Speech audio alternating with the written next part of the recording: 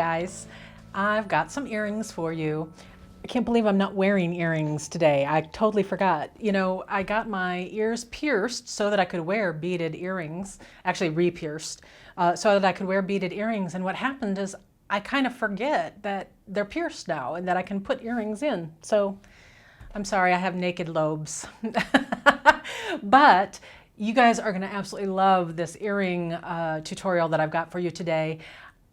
One of the things that inspired me to do this is actually the tutorial that I did for Chloe Menage's earrings, the boho bursts, where you were doing brick stitch around a bead frame. And I enjoyed doing that so much that I decided I wanted to do more brick stitch. And so I started looking around frames. And so I started looking around and I managed to find a whole assortment of frame types and sizes and colors. And I'm adding those to the website. So you'll be able to get all of those beaded frames at jillwisemandesigns.com. They're super inexpensive. And by beading onto a frame, it gives you a whole new geometric kind of look. So what we're doing today are triangle earrings. Let me bring you in close and I will show you exactly what I'm talking about. Here's a whole assortment of these earrings that I've made, and I put these out here to show you various things about the designs and things like that. But first let me talk about the frame selection. So what we're working on today is the medium size triangle frame. They come in 20 millimeter, 24 millimeter, and 29 millimeter sizes. So if this seems like it would be too big of an earring for you, you can go down to a smaller size. If you are a wild and crazy gal, you can go up to the larger size, and it's just going to be a larger number of beads across the middle. I'm going to have a free PDF that's going to have all of these designs plus a couple of more. For the medium size, I will have at least one design also for the small and the large size, for those of you who want to do that. The other thing that I'm going to have that I think is really critical is I'm going to have a graph, a blank graph that you can print out and create your own designs. So it'll be a blank graph for each one of these sizes, and you can come up with your own designs for inside the triangles that you attach to the triangles. Other things that I found these great squares. But by the way, the triangles come in both silver and gold in all three of these sizes. I found these great squares, probably a little bit too big for an earring unless you are a very dramatic kind of gal. But I think this would be an incredible pendant, and you're going to see some projects coming up using that in the future. But the squares also come in smaller sizes. Like I totally want to do this and maybe put a dangle off the end here. So they come in the gold, the silver. I think I only have this antique brass to antique bronze in the small squares. There were some limitations about what metals they had and what sizes, that kind of thing. And then last but not least, we've got circles, and this is a 40 millimeter round circle. These are used in a lot of the puka patterns, Les Pearls par puka, and I am now carrying all of the puka beads.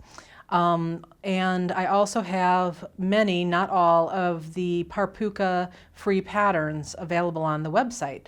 So if you go to jillwisemandesigns.com and click on free patterns over on the left side of your screen, it takes you to the page where all the free patterns live. So all of the par puka patterns will be there, the pattern for these triangle earrings will be there, and then all sorts of things like this is the flat Festival of Lights bracelet. That pattern is there. So you can find all sorts of goodness at that link. Now, let's talk about these earrings that I've made, because there's a couple of differences here and I want to point them out because I think there's some important info here.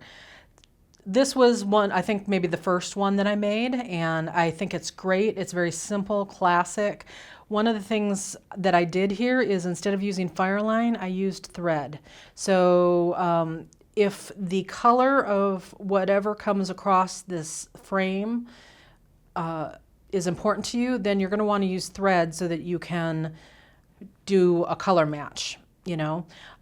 If it doesn't bother you, you can use Fireline. So for instance, over here on this one, I used Fireline. You can barely tell the difference, but then again, I didn't use a very dramatic color of thread either.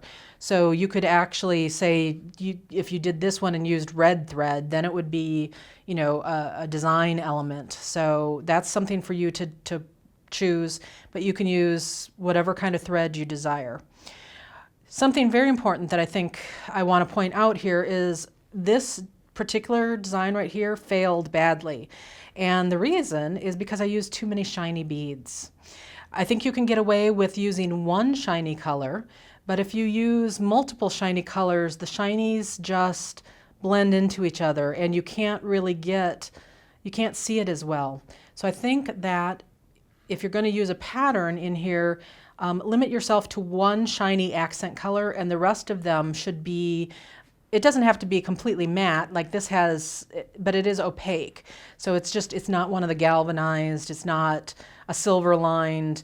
So the more matte, opaque colors work best in this.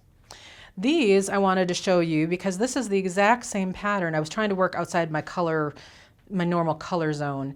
And I made this one first and I was like, it's really kind of blah.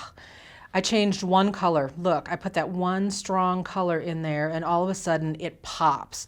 This one I love, this one I hate. One color made a difference there. So I think that's a sign that you want to use strongly contrasting colors because that way the actual design in your triangle will pop out most. Same thing with this one. This is my favorite one because these are so my colors. And so strongly contrasting colors. I used all opaque and I think this one works absolutely fabulously. This is going to be the one that we are going to work on in the video today. Something else that I wanted to tell you though. So this, when you download the free pattern, this is what it's going to look like. There is going to be both the chart where you can see here what the colors are, but then it also comes with a word chart. So if you prefer to work off of a word chart, you can do that. What it does is it assigns you A, B, and C colors. And then when you're working off of this, you're going to be working from the top down. And what I would do is I would print this out. I personally find it easiest to work from the chart on this particular one. And as you work each row, I just cross it off so that you know that which row you're working on next. This particular pattern, once you get it set up on that top row, it's actually fairly easy to intuit the rest of the pattern just from the beads that are there. So by the end of it, you won't even need the chart, I don't think. But if you do, here it is. We've got it for you. If you're working off of the word chart, let me show you how you do that. So row 1, you're going to pick up one A bead, and then you'll pick up one B bead, and then a C, one A, one B, 4 C. So that means you're not picking up 4 at the same time. It's going to be 4 stitches using the C bead.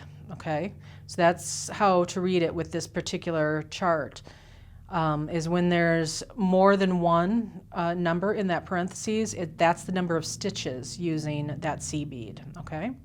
And so it's going to give you the same exact information that's right here. So here you can see, here's the 4 C beads in a row. And then there were the 3, and then the 2, and it comes down to a single, okay? So that's how you work with the chart. So get yourself all set up. Get yourself 3 strongly contrasting Delica beads. By the way, I am so excited to tell you, we now carry every single size 11 seed bead, size 11 Delica that they make. This has been a goal of mine, seriously, for 15 years, and now we have every single color. There's 1,252 colors of Delicas in the size 11s, and we have them all. So you can pick out 3 strongly contrasting colors, get all set up, and when we come back, I'm going to show you how you're going to brick stitch the first row.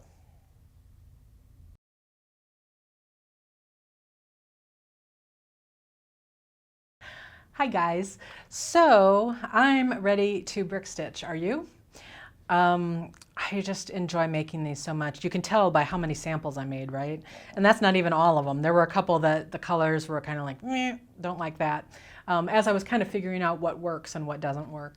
I've also created more design patterns than the ones that I've just shown you. So there's some secret ones. So make sure you go and download the free instructions at jillwisemandesigns.com because there's more goodies there than I'm even showing you here.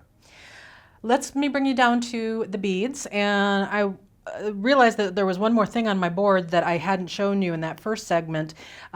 This was another great combo of beads that I used to make a pair of earrings for a friend, and this was another gorgeous color combination, very classic. Putting that white in there helps make it pop. I think that it's important to have, you want to use the opaque colors, but you want to make sure that they're not all kind of the same value. So we've got, light, medium, and dark. So this was another color palette that just really, really worked. But today we're working with this color palette. And then I'm going to have to follow my own diagram here off to the side as I show you how to attach this first set of beads. So when you're starting out, you're going to be doing this top line. And so I'm going to start, and it actually doesn't matter because this particular one is symmetrical. You can start from either side. I'm going to show you that you can bead back and forth without flipping the triangle, or you can flip the triangle at the end of the row so you're always going in the same direction. I tend to flip it so that I'm always going in the same direction, but by doing that, if your pattern is not symmetrical, then you have to read that row backwards. So it's up to you which way you do it. I'm going to show you how to do it both ways. Okay, so I'm starting out with an A bead, which is right here. So I'm picking up one bead. I'm going to bring it down, leaving myself enough of a tail to weave back in later, so 4 to 6 inches. I'm going to bring this bead so it's sitting right on top of this frame right here, this form. Now, one of the things that's nice about these forms that I have is it's not a rounded shape. It is actually squared off so that you have a flat ledge here to put that bead on. It makes it really easy to keep them in a nice straight row, and they're not trying to move around too much. So I'm just holding that bead so it's roughly on top of the frame. And then I'm going to take my needle and thread through the triangle and then take that needle and thread up from the bottom towards the tail through the bead. So can you see? Here's my, oops, I'm trying to do this so you can see it. Let me redo this. Because I know my fingers were kind of in the way. So here's my bead. And getting this first bead on is the hardest part of the whole thing. Then I'm going to kind of hold it above the triangle. I'm going to put my needle and thread through the triangle and then pass my needle through from the bottom up through the top of that bead and try not to poke myself. Now as I'm pulling, I'm going to go ahead and put my finger over the bead. And now as I tighten up, there it is. It's now attached to the frame. I don't even use a stopper bead here. I've seen some people do instructions where they tell you that they tie on this first bead. I don't want a knot showing. So that's why I think doing it this way is just fine. Within adding a couple more beads, it's going to be perfectly situated. It's not going to be pulling off at all, and then you'll just weave this tail thread in and no knot was required. So I just think that this is easier. Okay, so next on the chart is a B bead. So we bring that, pick it up, and you bring it down to that frame. I kind of bend it down so it's sitting on top of the frame edge there. Pass my needle and thread through and then back up through that bead, putting my finger over the bead as I tighten. Okay. Next bead is a Seed Bead. Bring it down, bend it over, needle through the triangle, and then up through the bead. Okay, so those are my first three. These will shift around on this form, but we're going to fill in the entire side, so it doesn't matter. As you add more beads, you just, if it starts moving over, don't worry about it. As you add more, you're just going to end up pushing it back to where it needs to be. Okay, so we did an A, B, C. Now we're going to do A, B, C again.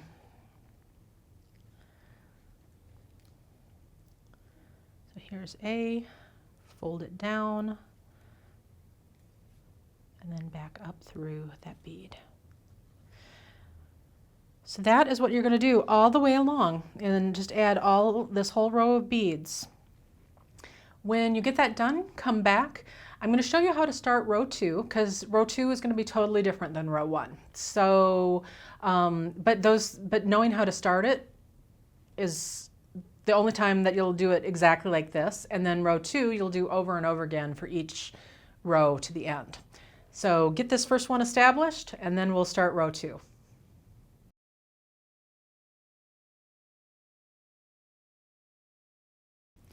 Okay, are you feeling like you got something accomplished? You got all those beads attached to the frame? So now the rest of the brick stitch is just going to be bead to bead. So that's why the first row is different, because you're actually attaching it to the frame. Everything else is regular brick stitch. So it's a little more, if you've ever done brick stitch before, it's definitely going to be exactly like you're used to. Let me come down here to the beads, and here's my finished first row. And we're ready to start row 2. So here's one of the things that's different about working on row 2 is you're going to pick up your first 2 beads for your first stitch of each row. So let me get ready here. My handy dandy chart tells me that I want an A and a B. So I'm picking up an A and a B. And then here's the other thing that's different is instead of attaching it around the frame, we're going to be looping under the thread bridges that are holding these beads together. Again, because this first stitch is different, we're picking up 2 beads. That means we're going to go under the second thread bridge over here. So this is a little bit tricky because it's tight in there. And so you kind of have to wiggle your needle so that it catches the thread underneath there. And you'll pull down, and you can see that these beads kind of sit at an angle towards each other here. We don't want them to sit so that they look like herringbone beads. We want them to be little soldiers standing straight up. So here's what we're going to do. We're going to first pass back up through the bead that's right above it. Okay.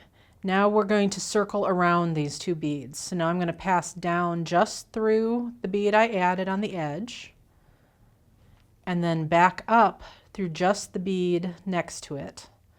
And as I tighten, boom, this will, see, now they're sitting straight. No, they're not tilted towards each other anymore. So that's how you get them to sit up like little soldiers. So you'll do that every time on the first stitch of each row. The rest of it, we're just going to catch those thread bridges as we go along.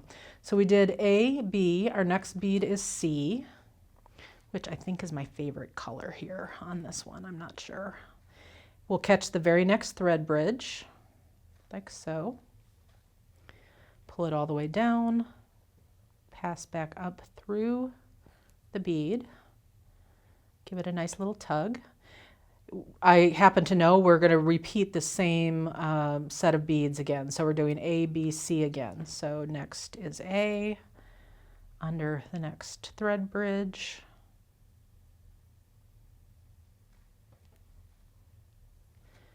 And right back up.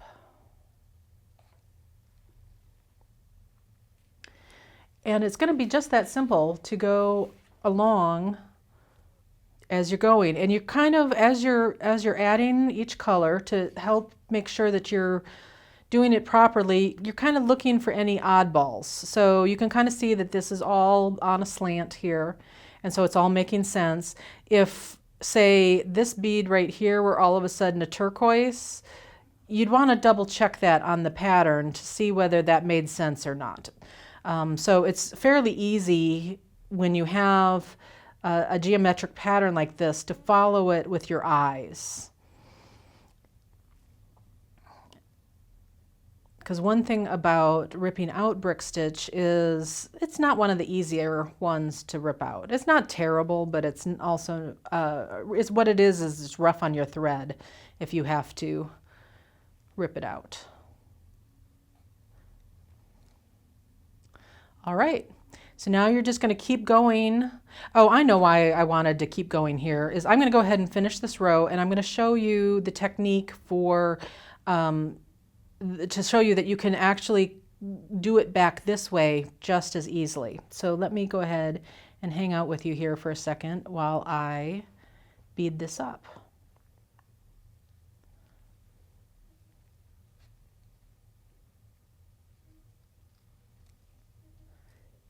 And it's 3 of the C's at the center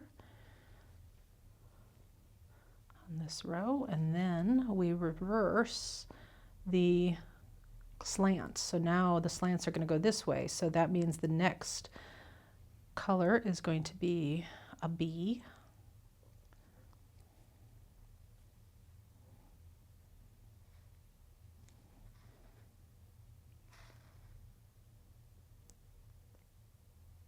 When I first started beading, I was absolutely horrified by the thought of attaching beads by just going under the thread. I just didn't think it could possibly be strong enough or secure.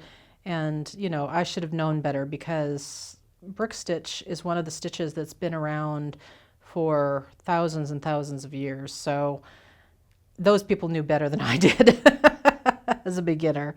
So it's perfectly okay to do this.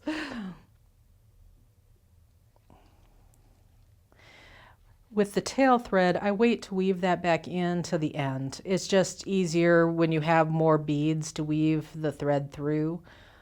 So I just wait till the end on that. Okay, so that's the end of row 2. So now I'm ready to start row 3. And like I said, I normally would flip this so that I'm always moving to the left, but I don't have to. And I was beading this way, this direction last night to make sure that it felt really comfortable, and it still feels comfortable. It's just a habit, I guess, for me to flip it. So my first 2 beads are going to be an A and a B, and I'm skipping the first thread bridge. We're going to go under the second thread bridge. Remember how we have to go back up to secure it, and then we want to go around those 2 to make them sit like little soldiers. Being able to bead either direction makes this very left hand, right hand friendly. It doesn't really matter. All right, so it just, you know, your angles are ever so slightly different, but there's no reason why you have to flip it. And then the pattern will match here exactly if you do that. So in this case, like I said, it's symmetrical, it doesn't matter. But for instance, on this pattern, which is not symmetrical, it does matter. So this one you will probably want to go ahead and keep it without flipping and do it back and forth. So you're going to go ahead and get all the way down to your very last little end there, and I'm going to show you what to do when we come back. I'm going to show you how to finish that off and how to finish your threads off and how to attach it to the ear wire. Super simple.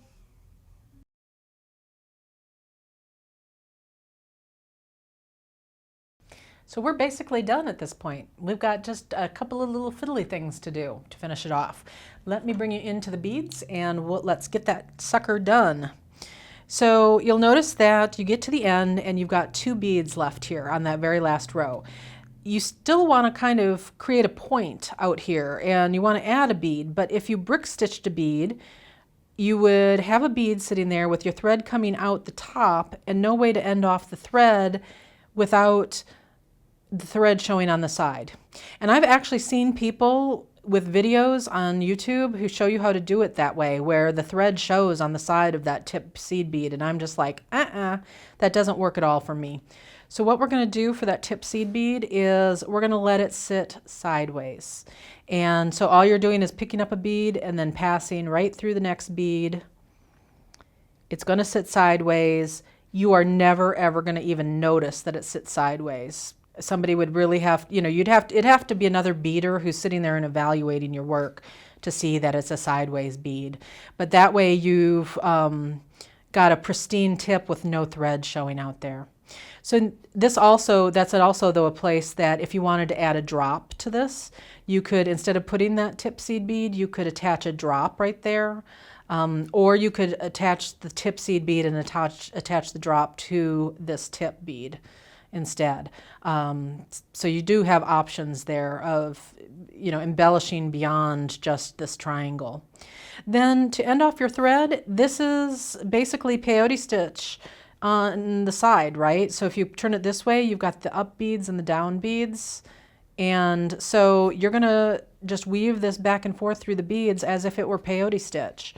Your other option, and I have done this before also, is to go just straight up on a diagonal here and tie a half hitch knot or two along the way. So I'm going to show you how to do that.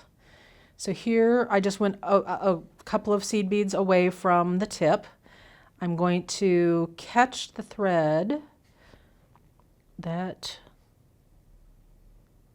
oh, you know what, I'm actually totally wrong, because you know what, there is no thread holding these seed beads on the edge already together. You'd have to go down a level to do that, and that's going to be kind of a pain in the butt. So instead, silly Jilly, sometimes I forget these things. I'm just so used to there always being a thread attaching beads together. We're just going to weave back and forth instead. So I'm going to come up a couple, then I'm going to move across by one and go down a couple of beads. It's important to make sure that you're on that same, when the bead that you went through is right next door to the one you came out of, so that the thread will suck right up into that row right there above it. And now we're going to reverse direction again. So I'm coming out of this bead, so we'll go up through its neighbor and go through 2 or 3 beads and pull. Make sure the thread's not showing. You can kind of, if you twirl the beads a little bit, that will sometimes get rid of any little tiny excess that's showing. And now I've changed directions several times, and so we are ready to just cut that thread off. Boom. And we have a completed earring. Oh my gosh, I cannot wait to wear these. Then to attach an ear wire, super simple. You've got 2 different things because your attachment may be this direction, which is perfect. The hole is like this. I can attach it straight to the triangle, and it's oriented in the right direction. Let me show you. So we're going to open that up as if it were a jump ring, pop that in, and bring that back down. And now, voila, it's ready to wear. Some earring findings will have this rounded part in the other direction. And if you have that, then you're going to need to attach a jump ring to the triangle and then to the ear wire so that the orientation is proper. So you may want the jump ring, you may not. It's always a good thing to have on hand a supply of basically 4 to 6 millimeter jump rings so that you can change orientation on clasps as necessary. But that's literally as simple as it is. But let me also point out, this is also another opportunity for you to put something on the inside there. So if you wanted to put some kind of charm or drop or something right there, that's a perfect opportunity for you to do so. And it has great movement. I'm so excited about these earrings. Oh, wait. I know it doesn't go with my outfit, but I'm going to put it on anyway so you can see it on. See? Isn't it cute? Okay, I'm a little lopsided. I hope you are as excited about this project as I am, because I've been anticipating filming this video for you, because I think these earrings are some of the cutest earrings I've seen that are bead woven, that are simple. You know, I mean, there's big elaborate ones too, but this is something you're going to wear every single day. So enjoy. Happy beading.